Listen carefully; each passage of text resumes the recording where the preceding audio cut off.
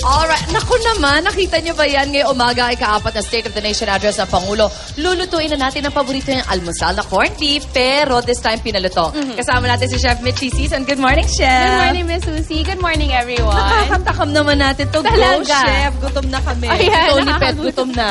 Oo, so itong corned beef na to, paborito daw ni Mr. President Aquino. So gagawin natin today to in a different version ng corned beef natin, crispy, as in malutong na malutong yan. Okay. So, secret dyan ay ang pagprito natin ng corned beef separate sa ating panggisa. So, ang corned beef natin, yung mismong galing sa lata, as is, diretso sa pan. At piprito natin yan hanggang matuyo at hanggang lumabas yung oils. And then, after that, doon na siya magiging crispy. Gets ko na, Chef Mitchie, kasi yung mga panggisa, may tubig siya. Ibig sabihin, magtutubig yung onions. Mag-steam, hindi magiging crispy. Napakagandang tip. Ayan. Chef, paano naman yan niluluto mo isang yan? Okay. Tapos makasosyal. Yes, so makasosyal pero patatas lang yan. Ay, yun naman. Effect lang yan. Pampagana and Diba? good source of carbohydrates.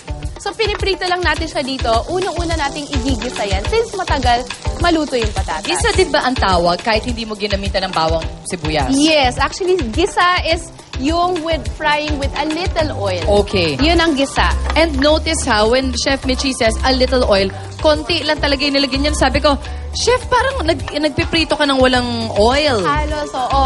Since kanina nakababad kasi ang patatas natin sa tubig, Yes. so tutulong yan makaluto lalo at hindi dumikit dito sa ating non-stick pan na naman. Alam mo, good option yan kasi minsan sa bahay ayoko masyadong nagpi-french fries kasi nga ma-oil. Yes. Pero pwede naman pala kung Pwede. galing sa babad tapos so non-stick yung Non-stick pan. ang pan. So, very healthy breakfast alternative to. So, set Oo. aside lang natin. That Then, looks magsimula na good. tayo, syempre, nung ating panggisa. Ayun. So, simulan na natin, of course, sa sibuyas. Hindi bawang, ha? Sibuyas. Gusto ko yan. Oo, kasi marami akala bawang ang inuuna. Kaso, mabilis matusta ang bawang. Oo. At ang sibuyas, magandang sinosotay muna natin ng mas matagal para tumamis siya. Oh. Okay?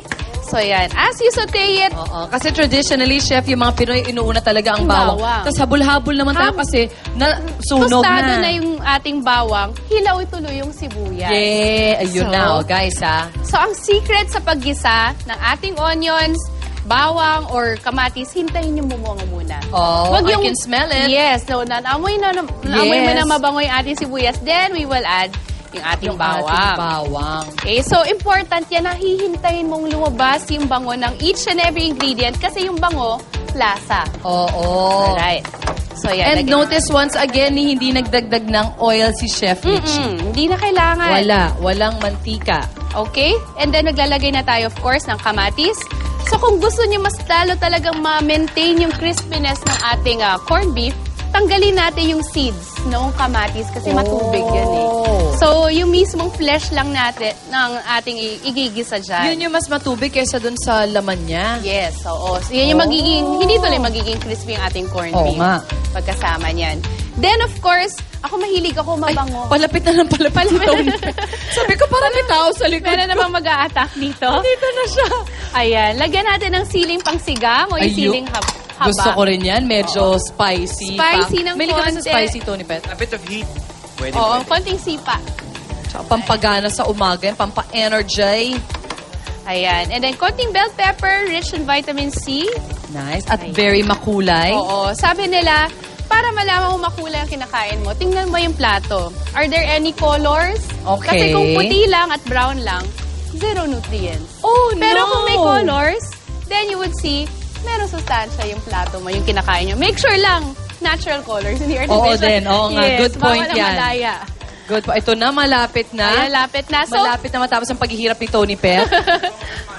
ayan. Ikaw, So, makikita natin dito, from dun sa ating corned beef na parang ginigisa natin dito, after about 10 minutes of frying, ayan, magiging flaky na siya, golden brown, and of course, crispy. Yun ang mahalaga doon at yun ang kakaiba doon. Kaya mga mommies, medyo gising tayo ng extra early, mga 10 to 15 minutes, di ba? Para maihain naman natin na medyo kakaiba at special ang ating pamilya. Aba, pampagana din yan bago sila pumasok sa office o kaya sa school. True.